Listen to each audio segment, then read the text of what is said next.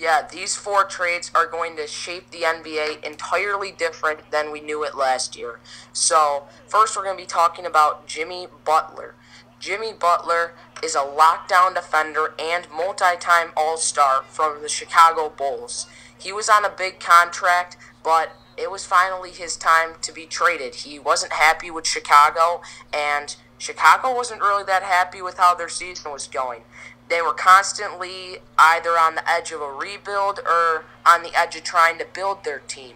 I mean, we thought that they were going to go all rebuild. Then they signed Dwayne Wade and Rajon Rondo, and we thought that they were going to compete, but they really could not compete with anybody else. So they decided to go into total rebuild and trade away Jimmy Butler to a young Minnesota Timberwolves team who happily accepted this trade.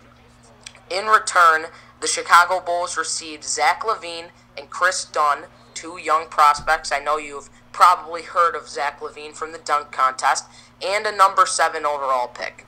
So this trade, I believe, was great for both ends. I really think that they both got what they needed. The Minnesota Timberwolves, now look at their roster. It's ridiculous. Jeff Teague at point guard, backed up by Tyus Jones. Then at their shooting guard position, they're a little bit weaker. They really don't have one. But other than that, once you go to their small forwards, Jimmy Butler and Andrew Wiggins, then they're very strong. But here's what I think is the big kicker. I think that they're going to move Jimmy Butler to play shooting guard. So then they're going to look like Jeff Teague, Jimmy Butler, Andrew Wiggins, and at center, Karl Anthony Towns, making their only weak position their power forward. So they really have a very strong team coming out of this, and they got an all-star defender. Last year, the Minnesota Timberwolves were a horrible defensive team. They had a lot of young talent on the offensive end, but on the defensive end, they were one of the worst defensive teams in the entire league, which is why they lost so many games. Bringing in a guy who's always up for contention of Defensive Player of the Year, like Jimmy Butler, is major because he's going to rub off on Andrew Wiggins, Karl Anthony Towns, and they're going to become a better defensive team. Not to mention he's a total all-star, and they didn't really give up too much. They gave up Zach LaVine, who has some talent, but he's been hurt, and he's really not even close to Jimmy Butler. Chris Dunn is who they're hoping will evolve into Jimmy Butler or something like that, and then a pick. Really, now what the Timberwolves have is a win-now mentality. They have a very good team that can contend with a lot of teams. Maybe not the Golden State Warriors, but they can contend because they can match up pretty well against them. This was good for the Chicago Bulls because now they're going into full rebuild. They have Dwayne Wade, a veteran guard, who's going to rub off all of his past of him being an all-star and a championship winner on Zach LaVine and Chris Dunn, and whoever they take with the number 7 overall pick. So they got what they needed, and they're going to rebuild fully now, and the Minnesota Timberwolves got what they needed. So this is why this trade was massive for the NBA and was a good decision by both the Minnesota Timberwolves and the Chicago Bulls. All right, and now the next big move in this offseason that we're going to be talking about is Chris Paul being signed to the Houston Rockets. This was a massive move for Houston.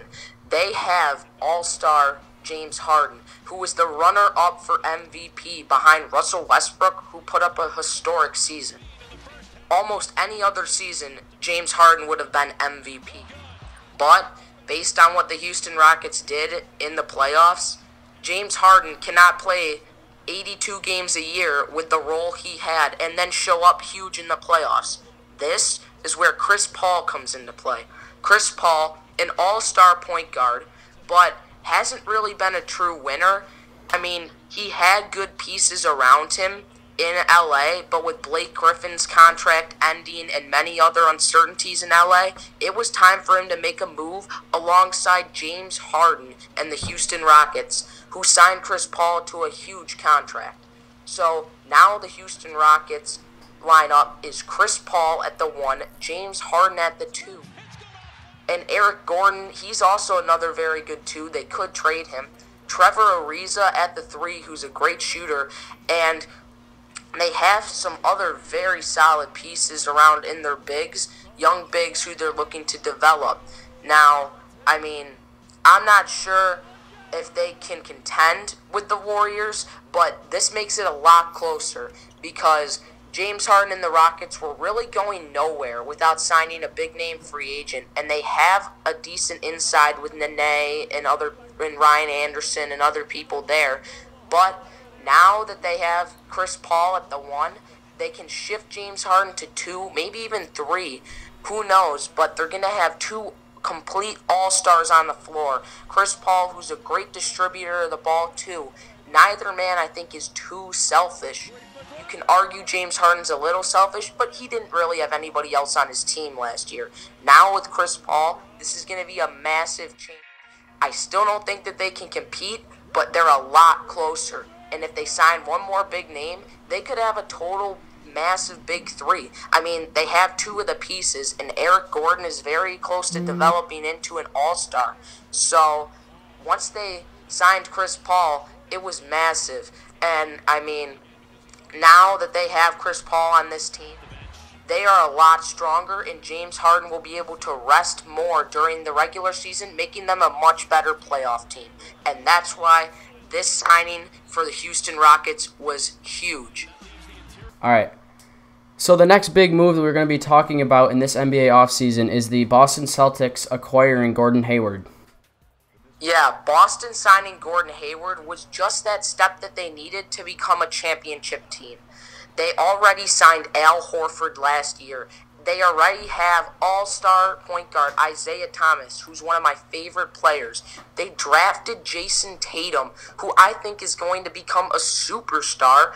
They have a deep bench in Jaylen Brown and Marcus Smart and Jay Crowder. They have good pieces. Now, they needed one other all-star to put them over the top.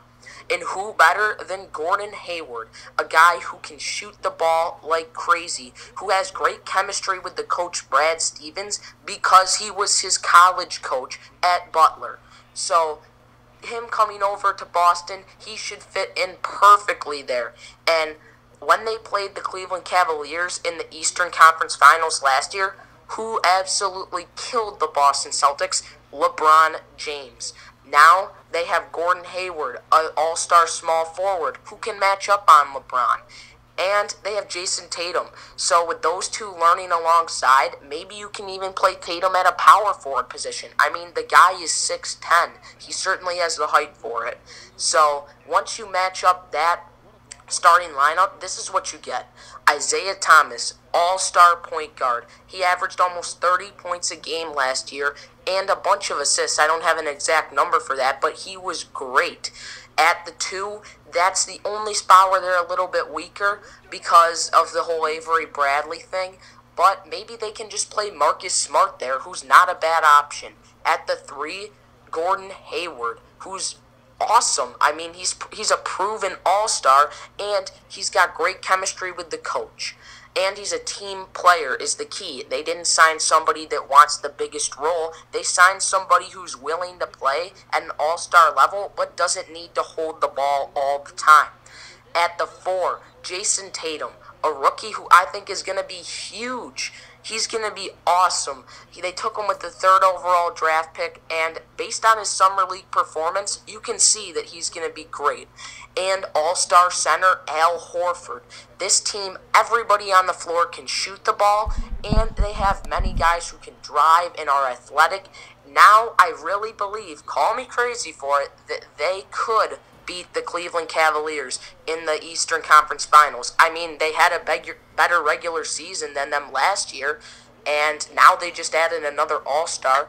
So I really that this was a huge move and that Boston becomes a championship contender. I still don't think that they can beat Golden State, but with this move, they're a lot better off, and that's why this Gordon Hayward signing was a huge move for the Boston Celtics. Okay, and the 4th and final move that we are going to be talking about is Paul George going to OKC and how this is probably the biggest move of this NBA offseason. Paul George, an all-star for the last 5 years, except for the 1 year that he had that horrible injury. But he's been back and showing that he is still a complete all-star. And with his team at Indiana, he was, of course, unhappy with what was going on there. They had no chance at competing with any team. They had basically only him. So, what did he do? He came out and said how upset he was and how he would like to be traded. Most notably, he said that he would want to go to the Los Angeles Lakers. Now, he still had one more year left on his contract, so the Indiana Pacers could have held on to him for one more year, but what's the use of having an unhappy Paul George on your team?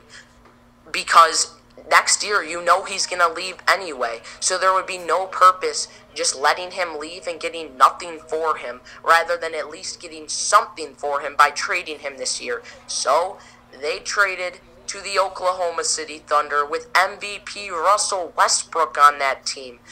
And oh my God, is this trade.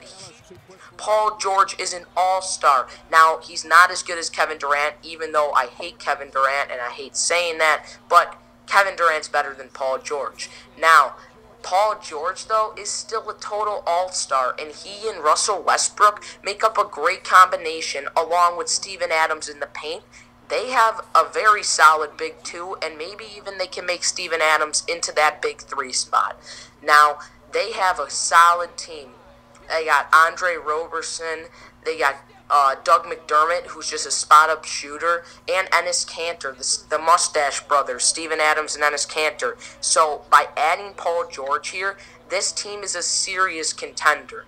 Now, the main thing is, how do they match up with Golden State as their biggest competitor in the West? Well, they match up well against the Houston Rockets, Russell Westbrook on Chris Paul and Paul George on James Harden, and then they can kill them inside with Steven Adams, which is why this trade's even bigger than the Chris Paul trade to Houston. This team, when they match up against Golden State, it's Russell Westbrook on Curry, who Russell Westbrook is the better individual player, but who knows, Curry could put up good numbers. Paul George against Kevin Durant, and then inside where the Golden State Warriors have almost no real true center, Steven Adams and Enes Kanter, which they put up a good fight now that they have Paul George, and they're not only Russell Westbrook, making this trade huge, because if they get to the Western Conference Finals, or even win it by some chance over the Warriors, Paul George might not want to go to a rebuilding Los Angeles Laker team, and he might sign back with them, and then they can acquire another supporting piece. All these trades that have happened during the offseason are huge. They're changing the shape of the NBA. Stars bouncing to other teams because they need to form super teams to compete against this Golden State Warrior team who was so dominant this last year. So that's why all these trades are huge. But the biggest trade winner, I believe, is the Oklahoma City Thunder, because they really gave up nothing for Paul George. Victor Oladipo, who had almost no effect last year, and a couple of draft picks and another role player. I mean, they really didn't give up much. They gave up what they got for Serge Ibaka for Paul George. So they basically traded Serge Ibaka for Paul George, which is a huge upgrade, and that's why they are the biggest winners of this offseason. Thank you guys so much for watching this video. I hope that you enjoyed it. We'll leave the links in the description of where we got these highlights to show you in the background. And as always, if you want to see more of these videos, make sure to like and subscribe, and we'll see you guys later. See you guys.